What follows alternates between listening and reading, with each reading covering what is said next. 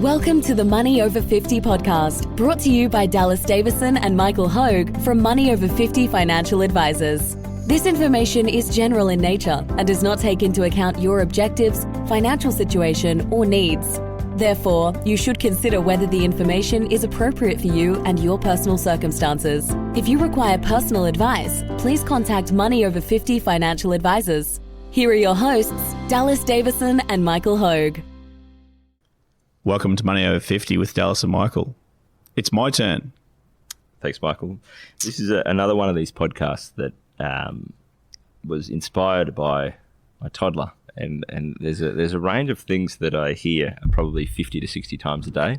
And it's my turn as one of them. Yeah. And then they wedge themselves in my subconscious. And then as we're thinking of of podcast titles, this is what rolled around in there.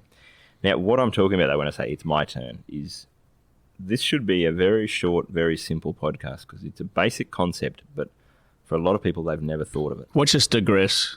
What's this? Watch us digress. Watch us make this 5-minute podcast go for 15 minutes. It's a simple concept, which is that if your spouse has been handling the finances for the last 30 years and you're not where you need to be, maybe you need to take charge. Maybe it's your turn. Now, we could probably wrap the podcast up there. But I think it's valuable to explain to people that if you're in this situation, I think there's a couple of reasons why people struggle with this. So if people say to me all the time, my spouse, my husband or my wife handles the finances, and then they'll proceed to tell me, we're a basket case. I got no idea if we're where we need to be. I don't think that we've got enough to retire. I don't know what's happening. I don't understand it. I don't think that they're doing it. So you go, there's no other type of thing where you'd go, oh, well, I think this person that's been handling this for the last 30 years has done a terrible job, but I'm just going to let them keep doing it and run this into the ground. So that's where I say it's sometimes a hard conversation to have, but if you're listening to this and you're in this situation, and it's probably because your spouse has been handling finance for the last 30 years, you're not actually sure if they know what they're doing or not. So you've started listening to podcasts or doing some research or doing a bit of Googling about retirement planning, and does my spouse know about these things that? And you may well do some research yourself and go, actually, they're across it all, and we are on track, and they've thought about all these things. Or you might realize that you've been thinking that they're in charge and you've been thinking that they're handling the finances for the last 30 years and they're just not. And it's probably not because they're trying to, they're not trying to run the ship aground or anything like that. They just may not have the ability or the desire or the headspace or whatever to take charge of these things. And you've just been coasting along and no one is actually really in charge. If you think that your spouse is in charge, but then you realize that we're not actually doing the things that we need to be doing.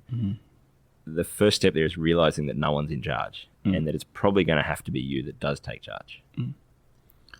Yeah, look, I completely agree. I think it is a hard conversation for people to have sometimes. Yeah.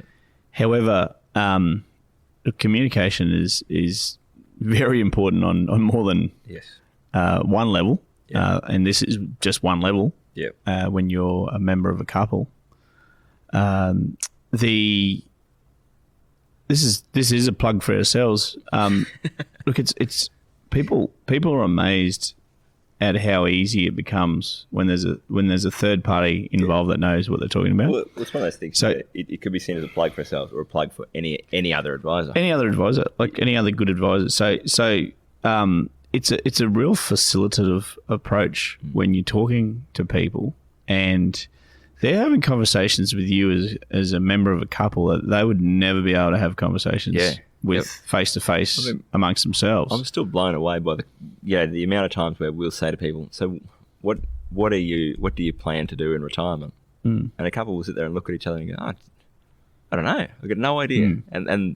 Or one of them will say, well, we're going to do this, and this, and this is how we're going to live. We're going to move here. And the other one's going, this is the first time hearing about this. I didn't know we were doing this. What are you talking about? I don't agree with any of that. So it is an easy thing when it comes to your money or your retirement plans. It's an easy thing to just let it coast along and to not have that conversation. And again, No one rings a bell and says, righto, you guys have now got to sit down and talk about your retirement plans and talk about your money. It's very easy to just let things coast along. And yet whether it's a thing that you take charge of yourself, or whether you engage an advisor to sort of help you with or facilitate those conversations, it's so important to be aware of that. Look, we see it all the time where there's people that come in and go, oh yeah, my and you know, I can bash blokes here because I am one. The amount it tends to be women say, oh, my husband handles the finances, and then you go, no, he doesn't. No, he's not actually handling anything. Yeah, he's just letting things coast along. He's not actually taking charge of anything. He has no idea where you are going to be. He's got no idea what you need to be doing. He's got no idea even where to find that information. Yeah, he may not be aware that you think that he's in charge. Yes, this could easily be a situation where he's thinking you're in charge. So you need to have that conversation about who is actually in charge here, and if it's both of us, then how do we talk about that? How do we decide? Well, if that person does think they're in charge, but they're not doing what needs to be done, maybe you do need to take charge. Yeah, look, agreed. And I think just to wrap up, we don't usually do this, but if you need help, you can find us via Google. I laugh because the whole thing of you get we don't usually do this thing. I mean, we do this all the time. We do first meetings with people all the time. Well, we don't usually say it at the end of the podcast now. Yeah, but I think that's a good point. It's not so much that I often notice, because when you say that, it's because you're so uncomfortable with the idea that I've just hit people between the eyes with these things and gone, right, well, you need to sort this out. You've been handling your finances one way for 30 years. You need to go and sit down with your husband and tear shreds. And I can see you going, oh, geez, that sounds terrible. These poor people, what are they going to do? So, well, I think people don't have the ability to have the discussion because they don't know what to talk about.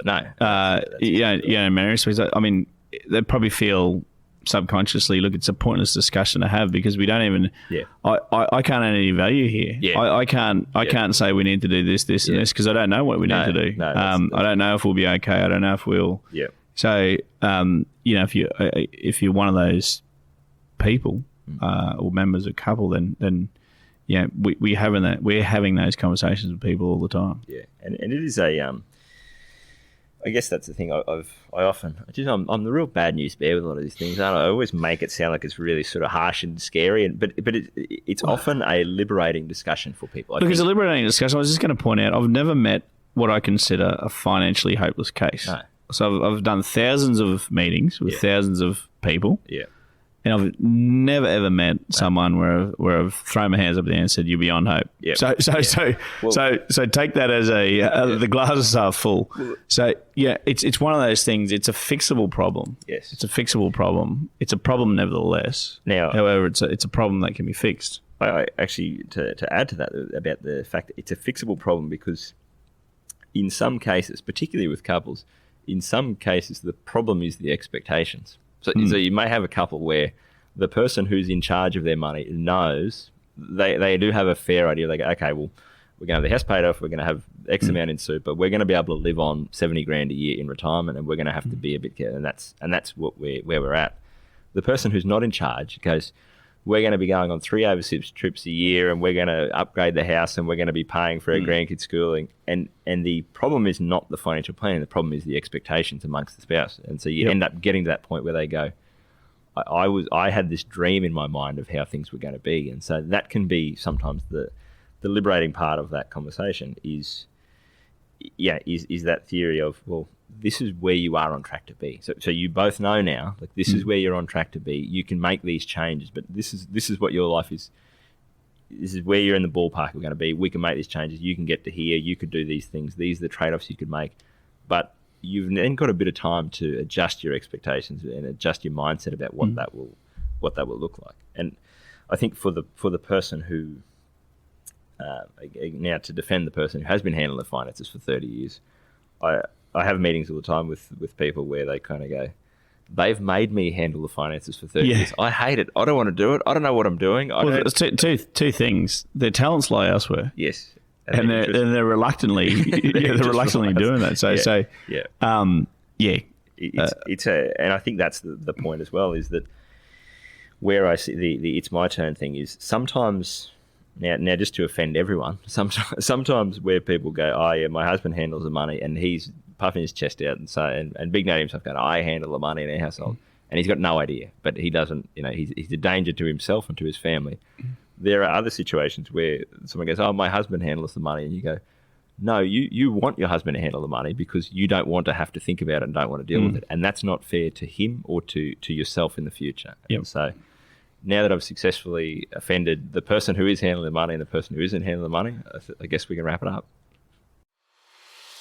Thank you for listening to the Money Over 50 podcast with Money Over 50 Financial Advisors. For more information and resources, visit the Money Over 50 website, mo50.com.au. We look forward to catching up again soon.